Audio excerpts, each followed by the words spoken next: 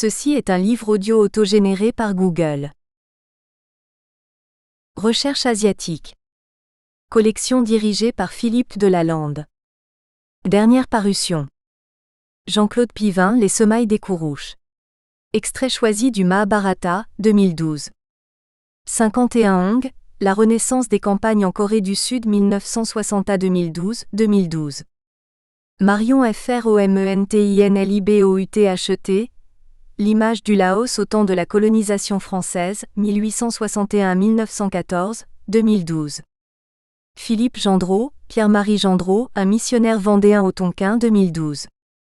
Gérard J. Lepain, Indochine, découverte, évangélisation, colonisation.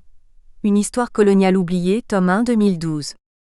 Gérard J. Lepain, Indochine, la guerre, une histoire coloniale oubliée, tome 2, 2012. Tatoan, Les Khmers à l'ère de l'hindouisme, 20-1336 APR. JC 2012.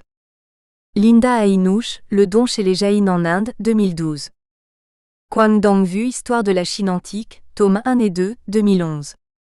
Takehara Yamada Yumiko, Japon et Russie, Histoire d'un conflit de frontières aux îles Kouriles, 2011. Guy Boiron, La Grande Muraille de Chine. Histoire et évolution d'un symbole, 2011. Prince Mankra Souvannaphouma, Laos. Autopsie d'une monarchie assassinée, 2010. Marguerite Guyon de Chemilly, Asie du Sud-Est. La décolonisation britannique et française, 2010. Joël Wicks, Représentations européennes de l'Inde du XVIIe au XIXe siècle, 2009. Hélène Portier, Les missionnaires catholiques en Inde au XIXe siècle, 2009. Denis Okey Bhutto du Pakistan, Vie et martyr d'un combattant de la liberté, 2009. Michel Pensereau, Le Japon entre ouverture et repli à travers l'histoire, 2009. Toanta, Histoire des Khmers ou l'Odyssée du peuple cambodgien, 2009. Remerciements. Je tiens à remercier ici toutes les personnes qui m'ont encouragé dans mes recherches et dans cette démarche. Je remercie avant tout M. François Guillemot pour ses conseils éclairés tout au long de ce projet de recherche. Je remercie également la famille Tran, dont l'histoire fut une source d'inspiration, en particulier Thuy pour son soutien et sa formidable couverture. Je remercie aussi Ok et Hong pour leur accueil et leur soutien lors de mes recherches conduites aux États-Unis. Merci également à Jean-Yves Ekal-Diboti pour la traduction, Ko et Moni pour ce qui fut l'opportunité d'une vie, ainsi que Hong Fong, dont les mots éclairent les esprits. Merci également à Anne-Flore Baudin pour son soutien et ses encouragements dans les moments de doute, ainsi qu'à mes amis et toute ma famille. Enfin, je remercie M. Philippe Delalande qui fit preuve d'une grande patience ainsi que les Editions L'Harmattan. Kamon Jiadin Tran, Jiadin Dao Kovamoni Kong Dovan. Thank you to all the people who helped me, kept their door open especially during a shiny summer day in San Jose and shared their precious memories with me, in particular to the blue-eyed Tranengok de Ntu Van Lok. Dédicace. À mon grand-père. Introduction. Les Vietnamiens d'outre-mer forment aujourd'hui une large population de près de 3 millions de personnes à travers le monde. Installés principalement aux États-Unis, en Australie, au Canada et en France, ils sont également présents dans de nombreux pays à travers le globe, en Asie ainsi qu'au Moyen-Orient, en Afrique et en Amérique latine. Ils ont quitté leur pays pour la plupart à la recherche d'un asile mais d'autres, avec la complicité du gouvernement vietnamien, ont été choisis pour travailler à l'étranger, en URSS, en Europe de l'Est, au Moyen-Orient et dans d'autres pays socialistes tels que la Corée du Nord ou Cuba. Aujourd'hui, les Vietnamiens quittent leur pays de manière temporaire ou définitive afin de poursuivre leurs études, de se marier et plus rarement pour affaires. Se faisant souvent discrets aux yeux de l'opinion publique, les Vietnamiens à l'étranger n'en forment pas moins une communauté dont la voix s'élève fortement et la présence se fait vivement concentrée, en particulier aux États-Unis. Ce regroupement de Viet Kieu, Vietnamiens en exil ou immigrés vivant à l'étranger, se caractérise par une vie communautaire très marquée, principalement aux États-Unis, au sein de laquelle les Vietnamiens d'outre-mer ont érigé des quartiers, des lieux de culte, créé des commerces, des chaînes de télévision,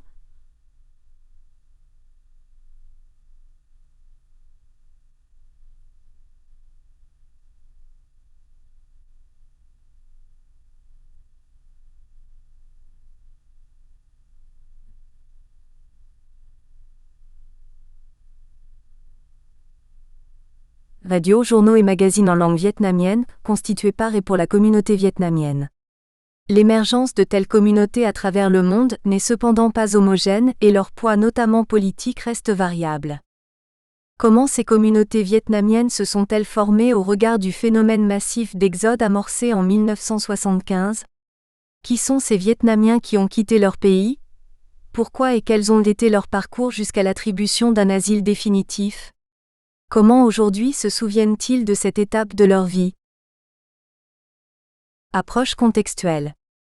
La majorité des populations d'origine vietnamienne à l'étranger est constituée de réfugiés ayant trouvé asile en dehors du Vietnam à partir de 1975, année lors de laquelle les forces communistes se sont emparées du Sud-Vietnam.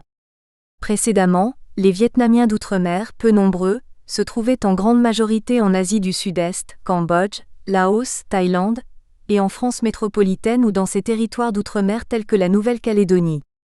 Arrivés dès 1914 à 1918 pour participer à l'effort de guerre, les Vietnamiens affluèrent par la suite en France en tant que travailleurs, intellectuels, étudiants ou immigrants fuyant la Première et Deuxième Guerre d'Indochine.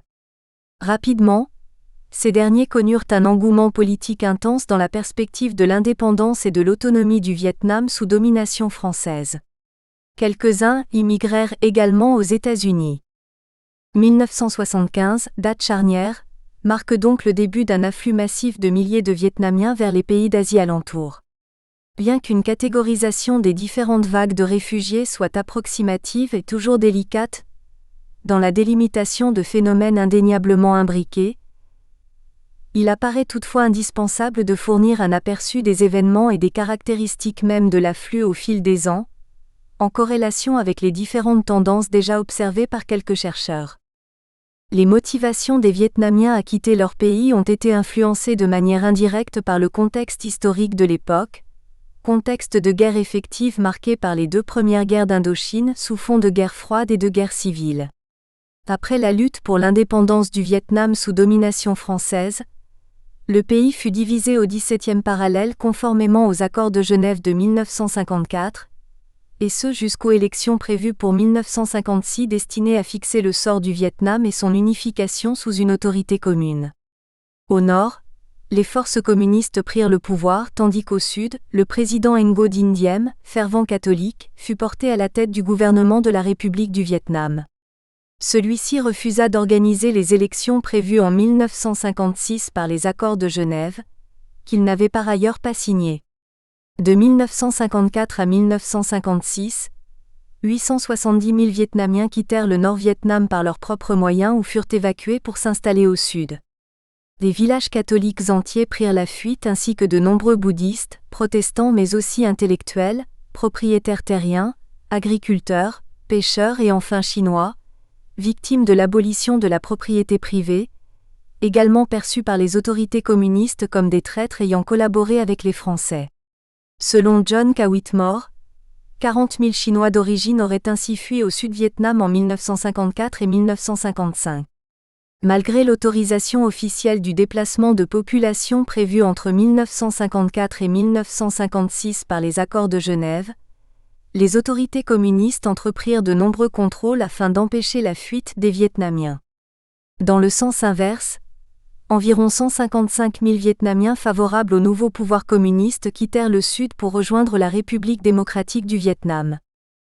Les États-Unis, dans le contexte de guerre froide et de lutte intense contre toute expansion du communisme, s'impliquèrent à partir de 1965 dans le conflit naissant entre Nord et Sud-Vietnam aux côtés de l'armée de la République du Vietnam, ARVN.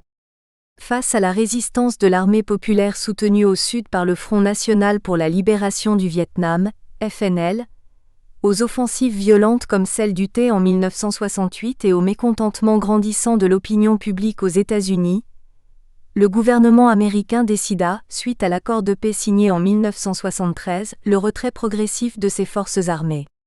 Dépourvues d'une partie de leur soutien logistique et matériel, démoralisées et se sentant trahies par leurs alliés américains, les troupes sud-vietnamiennes durent faire face à de nombreuses désertions.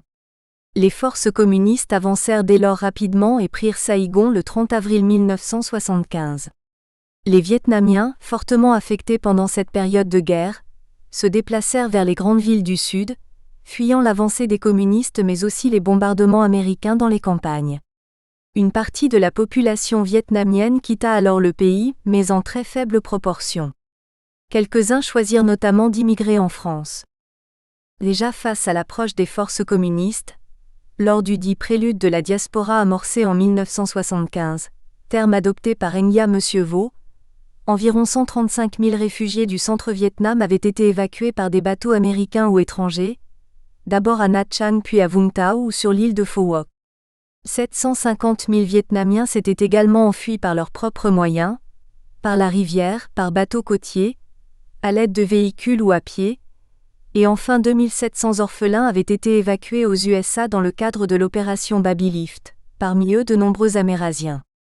La perspective proche d'une unification du pays sous l'autorité communiste entraîna la fuite des membres du gouvernement sudiste dont Nguyen Van Thieu, ancien président de la République du Vietnam, et la constitution de la première vague de réfugiés vietnamiens.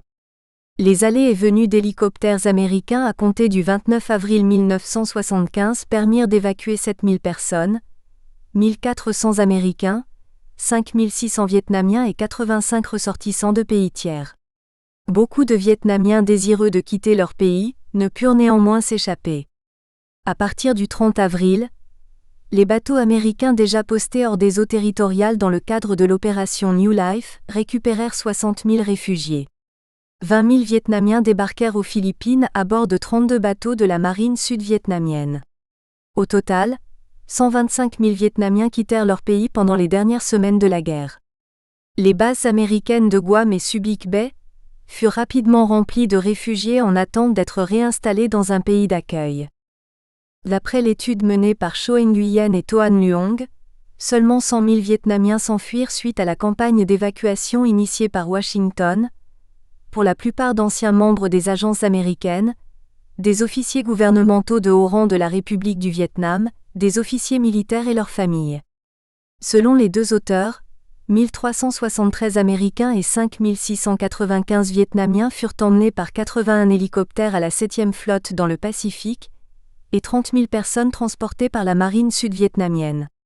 Auparavant, la US Military Assistance Command in Vietnam, MACV, avait déjà réussi à évacuer des milliers de Vietnamiens à bord des avions C-130 à l'aéroport de Ta Accent Circonflexe Son Nhat avant que le plan ne soit perturbé par les bombardements.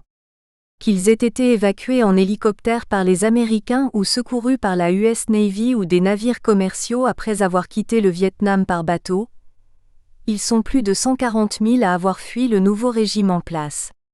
Les réfugiés furent d'abord envoyés aux Philippines, avant de rejoindre les bases américaines de Guam et Wake. La plupart furent réinstallés aux États-Unis. Parmi cette première vague de réfugiés, certains ayant le mal du pays souhaitèrent retourner au Vietnam. Ils furent alors emprisonnés à leur arrivée. Certains réussirent à s'échapper une seconde fois, à la sortie des camps.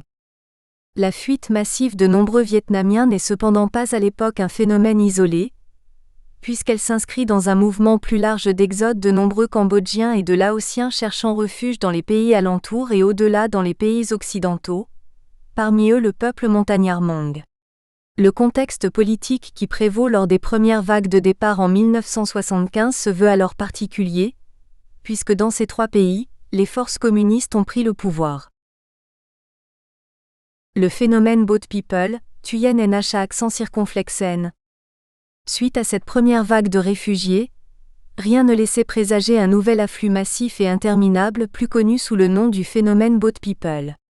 Le terme Boat People, né de l'alliance de deux mots en langue anglaise bateau, boat et personne people, fait référence à tous les individus ayant quitté principalement le Vietnam sur des bateaux de fortune et entamé un périple dangereux sur les mers à la recherche d'un asile. Il existe, parallèlement à la fuite par bateau, la fuite par voie terrestre plus connue sous le nom du phénomène Land People. Celui-ci désigne les individus ayant tenté de fuir le Vietnam en gagnant la Thaïlande ou la Chine, leur périple s'avérant souvent très dangereux, notamment lors de la traversée du Cambodge aux mains des Khmers rouges. Le voyage par voie terrestre, qui fit parfois partie du périple des Boat People, ne concerne cependant qu'une minorité de Vietnamiens. Plusieurs points de discorde existent autour de la notion de boat people. Tout d'abord, il semble qu'un consensus n'ait pas encore été atteint sur la délimitation dans le temps du phénomène. Les spécialistes et auteurs de la littérature sur les boat people découpent les différentes phases de l'exode en vagues de réfugiés. D'une manière globale, les découpages effectués par les auteurs de manière rétrospective sont souvent similaires, malgré quelques divergences du point de vue des datations. 1975 constitue la première vague de réfugiés. Vient ensuite la deuxième vague qui s'étend selon les points de vue de 1975 à 1979, 1975 à 1980, 1977 à 1979 ou 1977 à 1980. Enfin, la troisième vague de réfugiés étant de manière générale du début des années 80 à la fin de l'exode dans les années 90, cette dernière vague contient parfois des découpages internes. Dans son étude sur les boat people vietnamiens, Nga M. Vo considère l'exode de 1954 à 1956 comme partie intégrante du phénomène boat people. Il inclut également la première vague de réfugiés de 1975 dans ce mouvement particulier de population, ce qui n'est pas le cas de Paul James Rutledge qui définit comme suit la notion de boat people. Les réfugiés en provenance du Vietnam, communément appelés boat people, comprennent aussi bien les migrants de la seconde vague d'émigration indo-chinoise que les personnes qui continuent à quitter le pays aujourd'hui. Du fait de la largesse avec laquelle le terme est utilisé, il est difficile de définir avec précision ce qu'est un boat people. Ces divergences de point de vue, loin d'être isolées, résultent de différentes considérations dans la construction historique a posteriori du phénomène. Un autre point de discorde réside dans le statut même des boat people à l'époque de l'Exode. L'attribution de façon automatique du statut de réfugié jusqu'en 1989, et ce plus de 10 ans après l'accession du régime communiste au pouvoir au Sud-Vietnam, fut alors très controversée. Face à l'afflux interminable des demandeurs d'asile, les premiers pays d'accueil, notamment la Malaisie, la Thaïlande, l'Indonésie et Hong Kong, remirent en cause les raisons de la fuite de milliers de Vietnamiens, les accusant de quitter leur pays pour des raisons désormais majoritairement économiques et considérant ces derniers non plus comme des réfugiés mais des migrants économiques. La définition du statut de réfugié à laquelle il est fait référence au début de l'Exode est celle contenue dans la Convention des Nations Unies de 1951 et le protocole adopté en 1967, même si ceux-ci ne furent pas signés par tous les pays, notamment par les pays d'Asie du Sud-Est. Personnes QUI, par suite d'événements survenus avant le 1er janvier 1951 et craignant avec raison être persécuté du fait de sa race, de sa religion, de sa nationalité, de son appartenance à un certain groupe social ou de ses opinions politiques, se trouve hors du pays dont elle a la nationalité et se trouve hors du pays dans lequel elle avait sa résidence habituelle à la suite de tels événements, ne peut ou en raison de la dite crainte, ne veut y retourner. Paul James Rutledge définit de façon similaire le statut de réfugié en allant plus loin. Un réfugié entreprend une émigration forcée vers une destination inconnue qui souvent comprend de nombreuses étapes. Il n'a que peu, voire pas de temps pour s'y préparer, et les expériences traumatiques qu'il aura à affronter lors des différentes étapes de son périple seront rarement anticipées. La théorie de Kuntz sur la fuite des réfugiés démontre qu'une fois le processus de fuite enclenché, le mouvement des réfugiés est influencé par des facteurs externes qui s'imposent à lui plutôt que par des forces internes. Cette réponse se traduit naturellement par un sentiment d'abandon de la terre natale et un fort désir de retour. Parmi les mouvements d'exode, le cas vietnamien a été soudain et non préparé. Dans les cas d'exode préparé, les réfugiés anticipent la nécessité du départ, ce qui leur donne suffisamment de temps pour correctement préparer leur installation à l'étranger. Dans les cas d'exode soudain, les migrants sont généralement contraints à fuir, et pour échapper à une situation donnée, à se mettre en marche rapidement en renonçant au bénéfice d'une fuite préparée. La littérature occidentale sur les boat people leur attribue de manière générale le statut de réfugiés, ce qui n'est pas le cas de la propagande vietnamienne qui les considère avant tout comme des migrants économiques. Depuis la deuxième conférence de Genève sur les réfugiés indochinois, organisée en juin 1989 et la mise en place des procédures de tri-screening, les boat people n'étaient toutefois plus considérés en majorité comme réfugiés, mais comme migrants économiques dont la seule option restait le rapatriement au Vietnam. Les procédures de définition du statut des demandeurs d'asile étaient cependant très controversées. Afin de définir au mieux le terme Boat People et face aux divergences évoquées ci-dessus, il semble donc pertinent d'étudier la nature et les spécificités de cet exode. Pour cela, la littérature sur les réfugiés vietnamiens ainsi que les récits des réfugiés, les témoignages, retranscrits dans de nombreux ouvrages, filmés et recueillis personnellement au cours de discussions avec des Vietnamiens installés en France et aux États-Unis, permettent a posteriori d'identifier les raisons et les aspirations des Boat People, mais aussi les peurs et les difficultés rencontrées sur le bateau, à l'arrivée en pays de premier asile et en pays de réinstallation. Les premiers Boat People vietnamiens ont donc quitté le pays à partir de 1975. Cependant, ce mouvement qui continua jusque dans les années 1990 ne constitua pas dans sa globalité un phénomène homogène. La durée sur laquelle s'étendirent les départs et les raisons qui poussèrent ces derniers à partir évoluèrent au fil des années et des circonstances telles que l'état de guerre, la situation économique et le dogmatisme du régime communiste. De nombreux Vietnamiens ne quittèrent pas automatiquement le pays à partir de 1975 et optèrent pour une approche attentiste, comme le souligne Engia M. Vo. Ainsi, peu de départs eurent lieu entre 1975 et 1976. Toutefois, à partir de 1977, le nombre de Boat People vietnamiens enregistrés augmenta de façon croissante pour atteindre des records en 1979.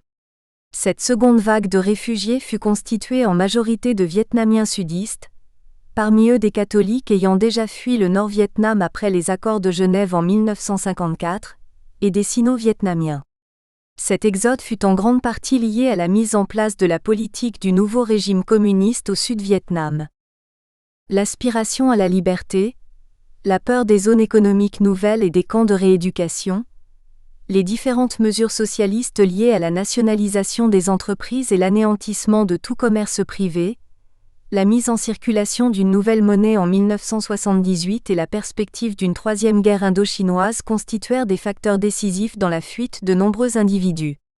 À côté de ces départs clandestins, des départs semi-officiels se mirent en place à l'initiative des autorités vietnamiennes qui engagèrent une politique occulte d'expulsion des OA, perçus comme les membres d'une potentielle cinquième colonne.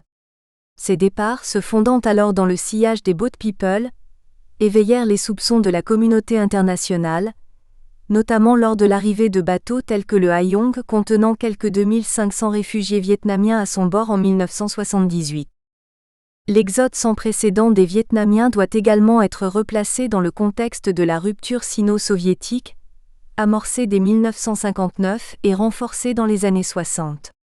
Les conflits territoriaux, la diminution de l'assistance économique chinoise au Vietnam à partir de 1977, puis sa suspension en 1978, les ambitions vietnamiennes jugées expansionnistes par la Chine sur le Cambodge et le Laos, et enfin la controverse autour de la question des OA affluant à la frontière chinoise, ont contribué de manière progressive au renforcement des tensions entre ces deux pays voisins. La signature d'un traité d'amitié entre le Vietnam et l'URSS, le 3 novembre 1978, ainsi que la normalisation des relations entre la Chine et les États-Unis à partir du 1er janvier 1979, ne firent qu'aggraver les relations sino-vietnamiennes. Dans ce contexte de tensions exacerbées, la Chine lança une courte offensive sur le Vietnam le 17 février 1979, qualifiée par celle-ci d'action punitive destinée à infliger une leçon à son voisin. Cette guerre éclair, qui se poursuivit jusqu'au 5 mars 1979, résulta en partie de l'intervention militaire vietnamienne au Cambodge à partir du 25 décembre 1978. Après plusieurs mois d'offensive et d'incursions Khmer Rouge au-delà des frontières, les troupes vietnamiennes envahirent le Cambodge et proclamèrent la République populaire du Kampuchéa le 11 janvier 1979, avec à sa tête le nouveau président Heng Samrin. Cette nouvelle période de guerre parfois qualifiée de Troisième guerre d'Indochine, fut alors, contrairement aux périodes précédentes, un des facteurs décisifs de l'exode choisi ou subi, notamment pour les Sino-Vietnamiens. De même, à l'approche d'une nouvelle guerre, beaucoup de jeunes Vietnamiens refusèrent l'enrôlement dans l'armée et choisirent de quitter le pays. Les années 1979 et 1980 constituèrent un tournant dans la catégorisation des différentes vagues de boat people vietnamiens. Suite à l'afflux sans précédent de nombreux réfugiés sur les côtes des pays d'Asie du Sud-Est, les refoulements pratiqués notamment par la Thaïlande et la Malaisie suscitèrent une vive émotion au sein de la communauté internationale. Lors de la convocation de la première conférence de Genève sur les réfugiés indochinois sous l'égide du Haut-Commissariat des Nations Unies pour les réfugiés, UNHCR, les 20 et 21 juillet 1979, les pays de réinstallation, le Vietnam et les pays de premier asile prirent divers engagements afin de résoudre la situation. Une des mesures phares fut l'acceptation par le Vietnam de la mise en place d'un programme de départ organisé destiné à diminuer le flot des départs clandestins, qui se concrétisa par la suite sous le nom de Orderly Departure Program, ODP. À partir de 1982, le flot de réfugiés vietnamiens se stabilisa, les réinstallations dépassant dès 1980 le nombre d'arrivées enregistrées. Adolescents envoyés seuls par leurs parents, pêcheurs, paysans, ces réfugiés de la troisième vague étaient souvent comparés aux populations qui constituaient les premières vagues, moins qualifiées et moins éduquées. D'anciens prisonniers de retour des camps de rééducation tentèrent également de s'enfuir. Mais une des spécificités de cette nouvelle vague réside dans le départ en nombre croissant des nordistes en direction de Hong Kong. Cette période se caractérise également par la diminution de la compassion au sein de la communauté internationale, en particulier de la part des pays de premier asile qui tentèrent de dissuader les nouveaux arrivants par des mesures dites de tri et des conditions de vie précaires dans les camps de réfugiés. La Thaïlande pratiquait déjà plus ou moins cette distinction à partir de 1985, suivie le 16 juin 1988 par Hong Kong, puis par les autres pays membres de l'ASEAN, Brunei, Indonésie, Malaisie, Philippines, Singapour. Peu après, le plan d'action global, adopté le 13 et 14 juin 1989 lors de la deuxième conférence de Genève sur les réfugiés indochinois, prévoyait officiellement une procédure de détermination du statut des demandeurs d'asile. Jusqu'ici, les boat people vietnamiens obtenaient automatiquement le statut de réfugiés, MAIS, en 1987 à 1988, les Vietnamiens affluent à nouveau et l'ancien consensus vacille. Les pays occidentaux, devant la hausse régulière du nombre de demandeurs d'asile à leurs portes, considèrent qu'il n'est plus justifié d'accorder automatiquement le statut de réfugié aux nouveaux arrivants. Ils réduisent alors graduellement les quotas de réinstallation et durcissent les critères de sélection. L'accord de 1979, prévoyant l'asile temporaire en échange de la réinstallation dans un pays tiers, n'est plus viable. Face à la durée de l'afflux et à l'ouverture progressive du pays depuis le Douai-moi en 1986, la nature même des facteurs amenant les Vietnamiens à fuir fut remise en question, et ces derniers qualifiés plus facilement de migrants économiques.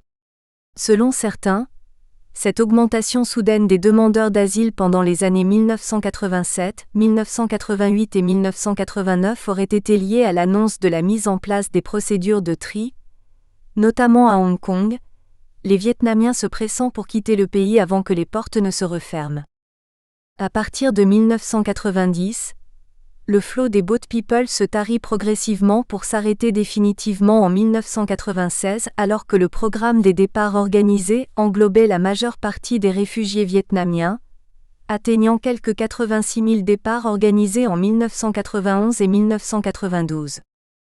Parallèlement au phénomène des boat people vietnamiens, des programmes furent donc mis en place afin de contrôler l'afflux des réfugiés et d'élaborer une alternative sécurisée au départ par bateau. Tout d'abord, le programme des départs organisés, Orderly Departure Program, permit à ceux qui désiraient quitter le Vietnam de postuler afin de gagner un pays de réinstallation. Ce programme autorisa notamment la réunification des familles, la venue d'anciens employés du gouvernement américain et d'individus ayant entretenu des relations étroites avec les Français ou les Américains.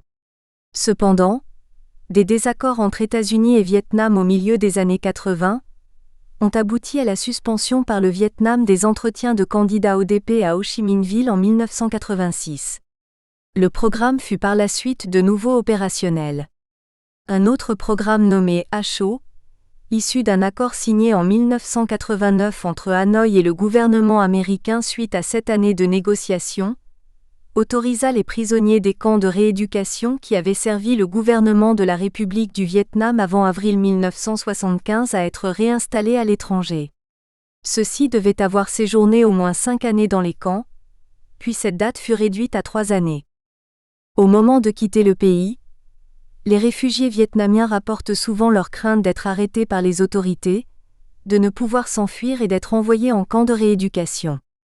Pendant le voyage, les témoignages relatent les naufrages, les décès consécutifs à la déshydratation, au manque de nourriture, mais aussi les rapts, les viols et les meurtres perpétrés par les pirates, plus rarement le cannibalisme, et enfin l'indifférence des navires qui auraient pu les sauver.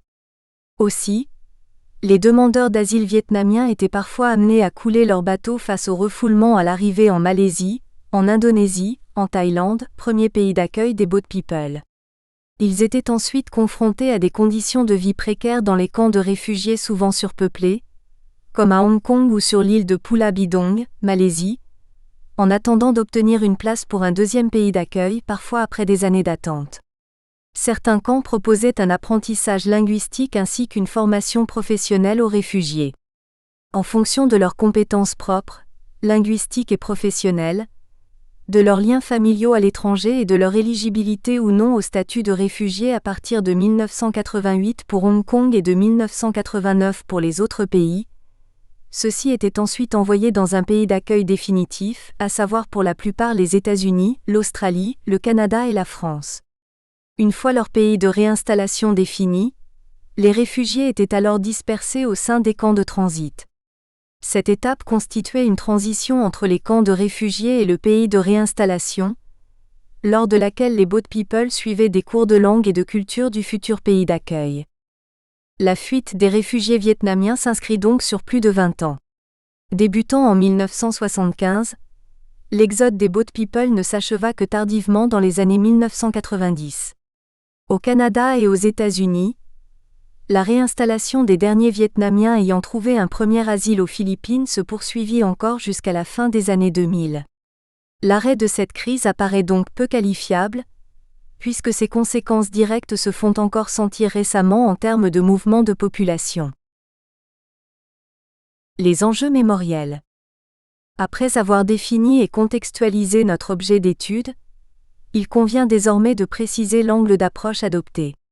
Notre choix s'est porté sur la mémoire des réfugiés de la mer, plus précisément sur la manière dont les anciens Boat People vietnamiens se remémorent cette étape de leur vie, et les manifestations actuelles de ce phénomène passé. L'adoption d'un tel point de vue est tout d'abord née de l'observation des lieux de mémoire et du souvenir apparus ces dernières années, et destinés aux Vietnamiens exilés.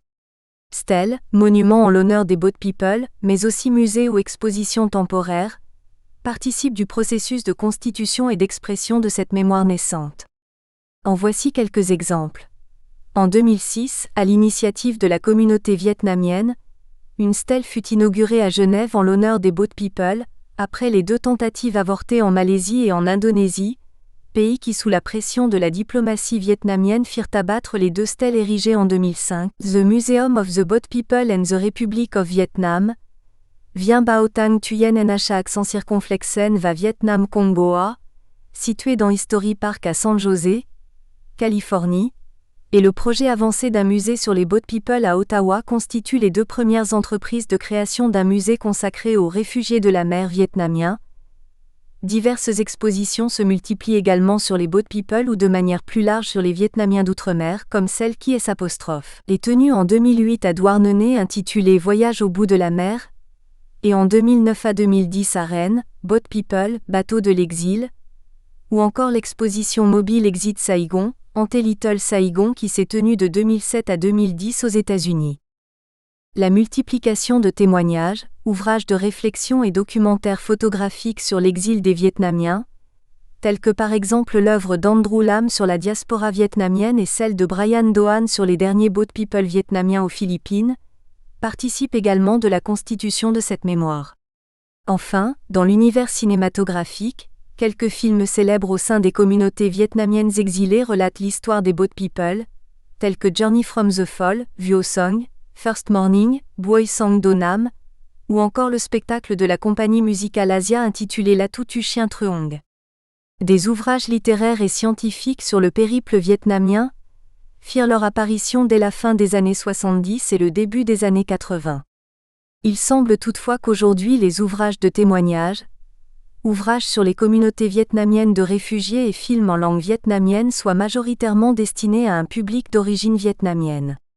Cette hypothèse peut être émise avec réserve dans la perspective d'une nouvelle forme d'expression de la mémoire.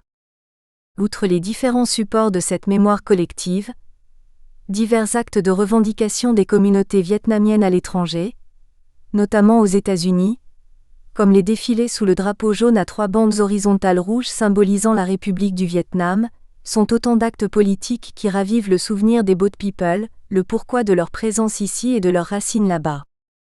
Il ne peut être soutenu qu'aucune mémoire collective n'existait préalablement à l'apparition de lieux de mémoire et du souvenir en l'honneur des réfugiés de la mer, preuve tangible car visible et durable de son émergence. Si celle-ci était préexistante ou sous-jacente, il semble que cette nouvelle étape incarne la consécration d'une mémoire collective chez ces Vietnamiens exilés.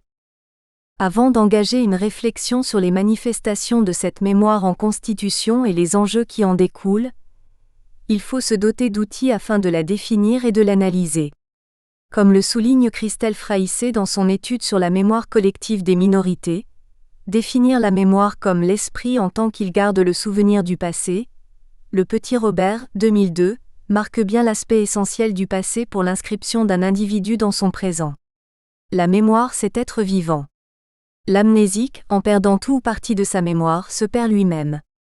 Il n'aura de cesse de rechercher son passé, ou plutôt la mémoire de son passé, pour se sentir revivre.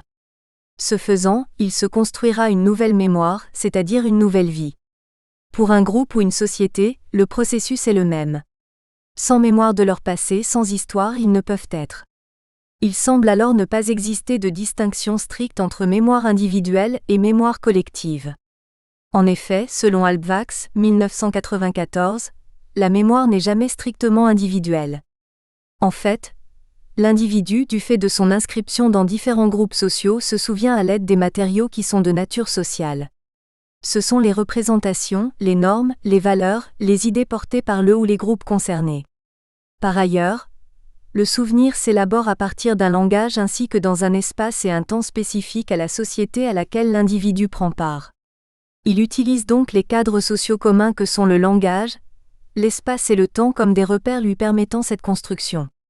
Les souvenirs d'un individu sont ainsi modulés par ces diverses insertions sociales, et ils sont individuels dans le sens où ils expriment la rencontre ou les rencontres de diverses appartenances. C'est l'entrecroisement de ces appartenances qui produit l'individualité du souvenir. En cela, tout individu procède bien à l'élaboration d'une mémoire individuelle ou mémoire autobiographique, qui n'est pas strictement distincte d'une mémoire collective. Celle-ci est d'ailleurs l'expression des mémoires des différents membres du groupe. Christelle Fraissé retranscrit ici l'idée principale de Maurice Halbwachs, sociologue français réputé pour ses travaux sur la mémoire, selon laquelle la mémoire individuelle s'inscrit avant tout dans un cadre social, collectif. Selon lui, la mémoire collective se différencie également de l'histoire en tant que reconstruction savante du passé, à 2 niveaux. Tout d'abord, si la mémoire collective est une pensée continue, l'histoire se construit sur le mode de la succession de périodes. Elle est donc pensée en termes de découpage du temps en fonction d'événements repérés comme essentiels et fondateurs, en fait porteurs de changement. Ainsi, tout ce qui est intermédiaire et qui ne se modifie pas n'existe pas pour l'histoire, tandis que cet ensemble de faits constitue la substance de la mémoire collective. L'histoire est donc centrée sur les différences, elle est un tableau de changement, page 139. La mémoire collective est centrée sur les similitudes, elle est un tableau de ressemblance, page 140. Pour que le groupe se pense en continuité, il paraît bien nécessaire que sa mémoire s'élabore sur les similarités, sur ce qui fait qu'il se ressemble, qu'il est toujours lui-même. Ensuite, et c'est en lien, l'histoire est une, alors que la mémoire collective est plurielle. L'histoire repose sur le repérage et l'examen détaillé de différentes traces des événements passés, qui, en étant associés les uns aux autres, visent à aboutir à un tableau global et total. Tous les événements sont alors d'égale importance. Ils se doivent d'être utilisés et ajoutés afin d'accéder à une histoire objective et impartiale. Ainsi selon Albvax, page 136, dans le tableau total de l'histoire de l'Europe, on trouve non point la réunion de plusieurs points de vue nationaux sur les faits, mais plutôt la série et la totalité des faits tels qu'ils sont, non pour tel pays ou pour tel groupe, mais indépendamment de tout jugement du groupe. Au contraire, la mémoire collective, se construisant dans et pour chaque groupe différent et multiple. C'est à travers la mémoire d'un individu qu'il est possible de percevoir cette multiplicité. Ces souvenirs sont en effet élaborés selon les groupes auxquels il est rattaché au moment des faits, que ce soit la famille, les amis adolescents ou ceux du club de basket, les collègues de l'équipe de travail ou ceux de la communauté religieuse. De ce fait, une même histoire sera perçue, lue, retenue ou oubliée différemment selon le groupe concerné. Ainsi, parce qu'elle est garante de l'existence du groupe, la mémoire collective concentre son attention sur les événements du point de vue du groupe. Elle n'aspire ni à l'objectivité, ni à l'impartialité, mais à rendre compte de la vie et de l'avis des groupes. Il peut donc y avoir un enjeu, notamment identitaire, pour un groupe à posséder ou à maintenir une mémoire collective qui viendrait s'opposer ou proposer une relecture autre et ou complémentaire de l'histoire. Il semble donc que la mémoire collective soit avant tout une reconstruction a posteriori du passé par et pour le groupe, et qu'au-delà, celle-ci soit le catalyseur de la constitution d'une identité et d'une continuité du groupe. Ainsi, le passé du groupe n'est que ce que ses membres ont retenu et qui aura été parfois transformé. Sans que cela soit considéré comme un dysfonctionnement de la pensée du groupe, les membres, au travers de leurs interactions, sélectionneront certains événements ou certains aspects de ces événements parmi ceux survenus et leur appliqueront des modifications en fonction de la situation, de leurs intérêts et de leurs valeurs. En unissant les membres d'un groupe autour d'une histoire, la mémoire collective lui permet de se penser dans la continuité. En effet, ce dernier n'existe que parce qu'il possède un passé commun à ses membres leur rappelant qui ils sont, d'où ils viennent, comment ils vivent et où pensent, mais aussi quel pourra être leur avenir. La mémoire collective est donc ce qui fonde l'identité et la pérennité du groupe, Haas, 2002. Pour le groupe, le travail qui consiste à passer de l'assignation à une catégorie par l'autre à un sentiment d'appartenance collective à cette même catégorie peut être envisagé sous cet angle. Ce qui est à l'origine du sentiment d'appartenance des individus à un même groupe, et ce qui le maintient dans la durée, c'est l'élaboration d'une mémoire collective. Souvent placée en opposition à l'histoire, Pierre Nora définit de manière pertinente la mémoire qui fait par ailleurs l'objet de divers points de vue. Il inscrit également le concept de lieu de mémoire dans cet entre-deux. Habiterions-nous encore notre mémoire ? Nous n'aurions pas besoin d'y consacrer des lieux. Il n'y aurait pas de lieu, parce qu'il n'y aurait pas de mémoire emportée par l'histoire. Chaque geste, jusqu'au plus quotidien, serait vécu comme la répétition religieuse de ce qui s'est fait depuis toujours, dans une identification charnelle de l'acte et du sens. Dès qu'il y a trace, distance, médiation, on n'est plus dans la mémoire vraie mais dans l'histoire. Pensons aux Juifs, confinés dans la fidélité quotidienne aux rituels de la tradition. Leur constitution en peuple de mémoire excluait un souci d'histoire, jusqu'à ce que son ouverture au monde moderne lui impose le besoin d'historien. Mémoire, histoire, loin d'être synonymes, nous prenons conscience que tous les opposent.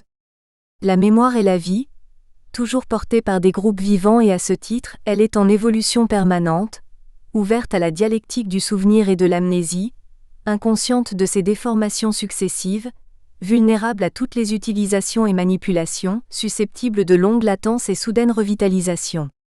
L'histoire est la reconstruction toujours problématique et incomplète de ce qui n'est plus.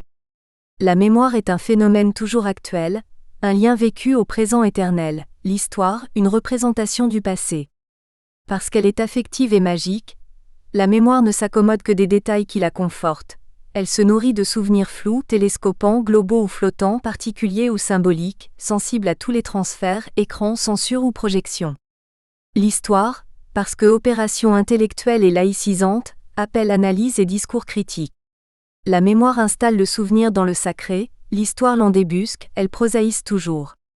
La mémoire sourde d'un groupe qu'elle soude, ce qui revient à dire, comme Albvax l'a fait, qu'il y a autant de mémoire que de groupes, qu'elle est par nature, multiple et démultipliée, collective, plurielle et individualisée.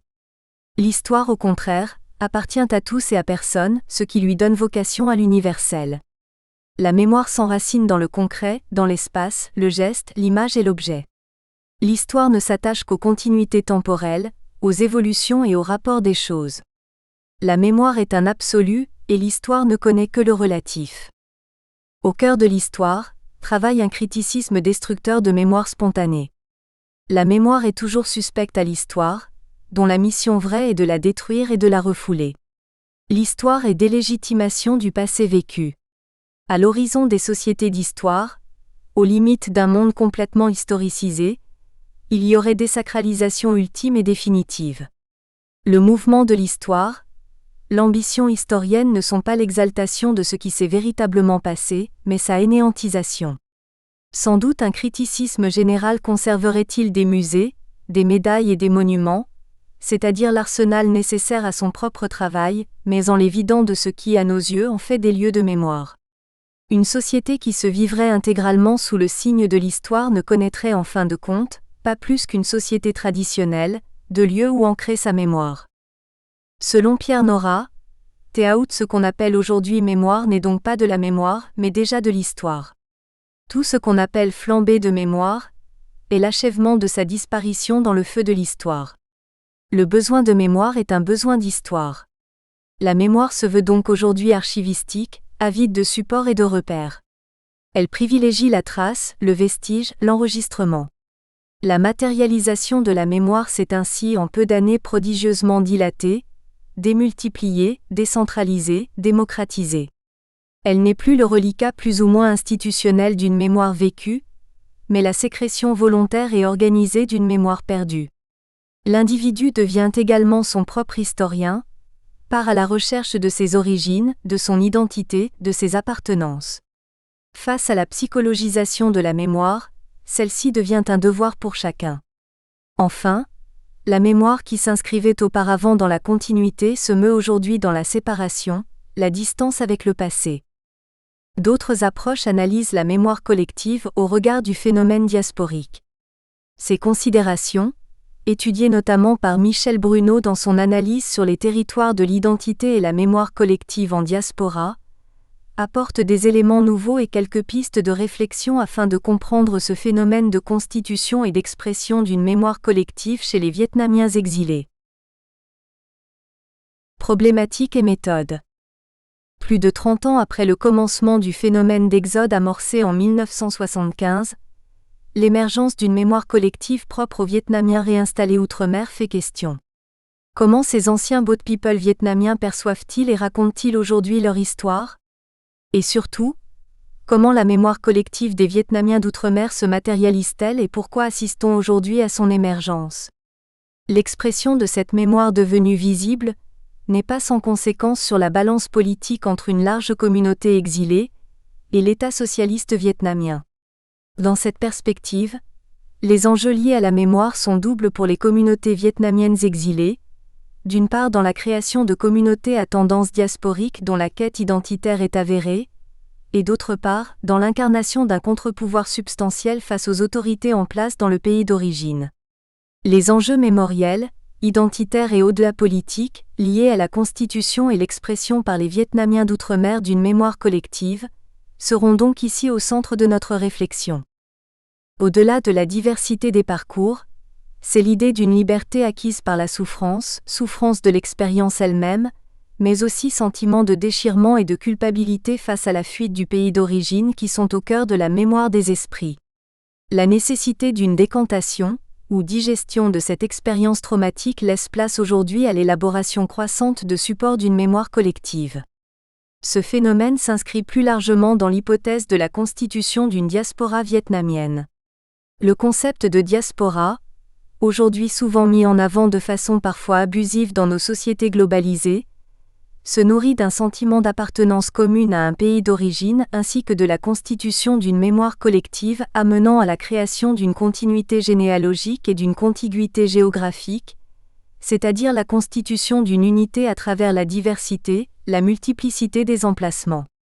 L'émergence d'une mémoire collective pourrait donc incarner à la fois le catalyseur et l'expression de la constitution d'une diaspora vietnamienne, d'autant plus que, comme le peuple juif, les Vietnamiens exilés ont en commun un drame, celui des Boat People, à l'origine de leur présence ici et de leurs racines là-bas. Au-delà, certains enjeux politiques émanent de l'émergence d'une mémoire par et pour les réfugiés vietnamiens, mais aussi pour le Vietnam lui-même. Une des spécificités majeures des manifestations mémorielles collectives chez les Vietnamiens exilés réside dans l'association fréquente de références aux Boat People et à la République du Vietnam Sud. Le caractère politique du souvenir est donc indéniable en certains points. La méthodologie employée pour mener à bien ce projet d'étude se divise en 2 phases. La première phase a tout d'abord consisté au regroupement d'informations sur les Boat People vietnamiens. Lecture d'ouvrages, d'articles, lecture de témoignages, récits de vie de Vietnam. Nous espérons que vous avez apprécié cet aperçu. Pour continuer à écouter ce livre audio sur Google Play Livres, utilisez le lien dans la description de la vidéo.